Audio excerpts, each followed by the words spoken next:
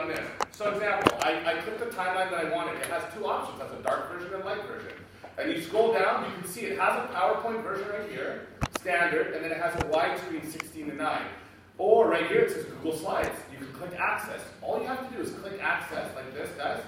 Those of you who are watching, I click access and look what it does. It just opens a copy of the document. So I can make a copy of it. Really quickly, I made a copy of it. Once you find a timeline that you want and you make a copy, Google Slides will just open it like this. It's giving you both options. It's giving you a light option, a dark option. It has all of the elements already loaded on it. So example, I like the dark option. So what I would do is go File, New, start a new presentation, because these are important to keep. Every time you download something like this, it stays on your Google Drive so you can use it in the future. So I would keep them like that and store them. So just start a new presentation, and this is how cool Google Slides is.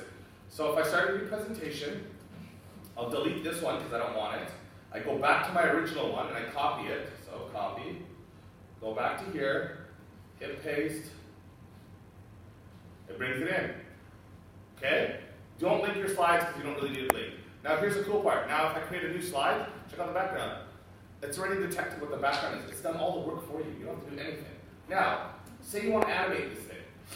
So let's say we want this stuff to all be gone, okay? And we want it, when I push play, we want it to appear, okay? It's super simple. All you do is click on an element. An element is anything that's on the actual slide. So example, let's click on this element.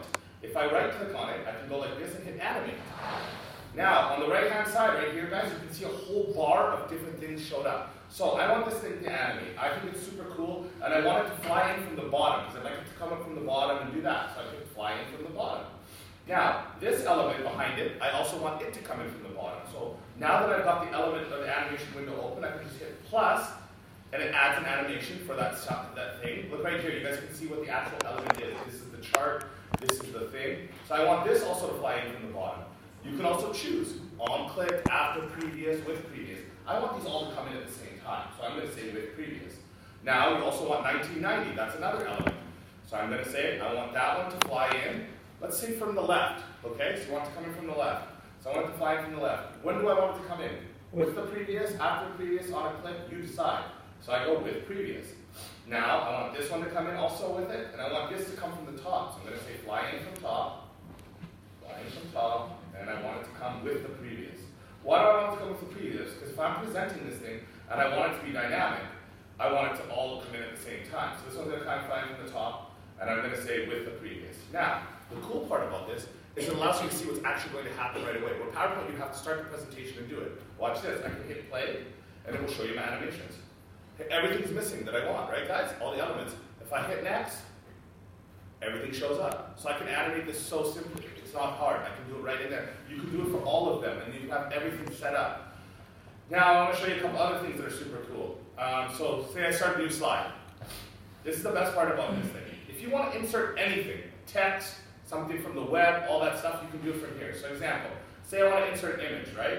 It gives me multiple options. I can insert the image, from my computer. I can search the web. I can get it from my Google Drive. You can get it from your Google Photos if you have Google Photos. Or you can search the URL of the website, or you can take a picture of your camera. So I can take a picture of myself and just put it on. PowerPoint doesn't let you do that. It doesn't have all the features. So here's the best part. Let's go search the web. I don't even have to leave. It just opens Google over here. So let's look at my favorite idiot. Right? Search Donald Trump. Your internet's absolutely horrendous. Look, found a picture of Donald Trump. All you do is go click, insert. Goes in here. I can resize it, do whatever I want. Oh, sorry, what's the next slide? I can resize it, make it as small as I want, do whatever I want with it, reverse it, all that stuff. That's super simple. You don't have to even leave the presentation software to do everything that you want. Say you want a video. So I'll say insert video. It gives you access to YouTube. But here's the best part. It only gives you access to royalty-free content. Royalty-free content is something that isn't owned by another company.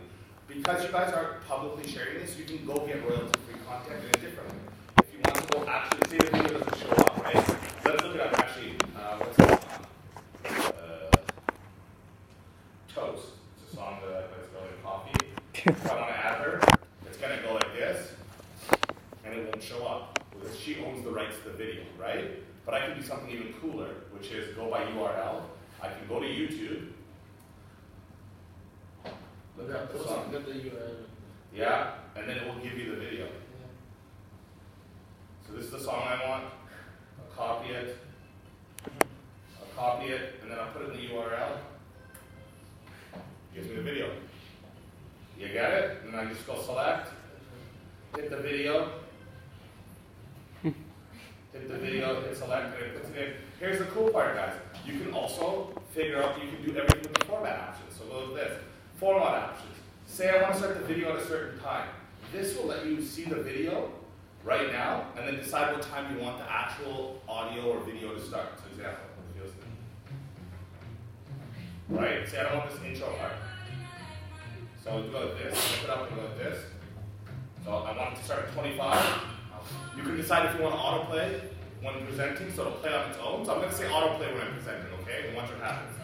So I'm going to select autoplay. You can change the size. You can change the position. You can center it. It'll do everything for you. Once you're done, you just hit enter.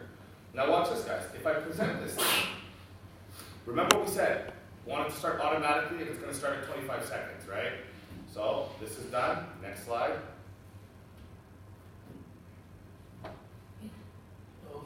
So easy, right? This is why I love slides. So your presentation should be dynamic. It can be easy. But this is the problem. You have to start using stuff in Google because Google is so interchangeable. And the best part about this, if you guys make this presentation, you can take this presentation and Google, there's add-ons on Google that can change it to a report for you. You get it? Okay. So that being said, this is the other part of add-ons. You can get a ton of add-ons for free. So like, how many of you guys have add-ons on your thing? How many of you use Grammarly? Yeah, great, helps you, it's awesome, fixes all your stuff. But you can add so many different add-ons that will make the presentations better. So, pretty easy. You guys have a website you can go to build the timeline. Now you can modify it how you want. I just want to show you guys one other thing that I really like to pump right now, which is Adobe Spark. Because how many of you guys like Photoshop and stuff like that? It's hard to learn though, if you don't know layers and stuff like that. Adobe's gone ahead and started this thing called Adobe Spark. And it's a cool place where you can like make social media graphics, short videos, explainers, things like that, and they have all the templates done. They've gotten rid of like the hard part where layers. And the cool part is with your student ID, you have access to this completely for free. So example, watch this. You can create whatever you want. So say you want to create a project. You can do graphics, you can do web page, you can do videos. So let's say I want to do a graphics. You can make it for Facebook, Twitter, Instagram, for print. It has so many guys. And you can do like look at this. Say I want to create this project. And if you use your school ID, it's free. So I would go sign up for Adobe Spark for all the other things.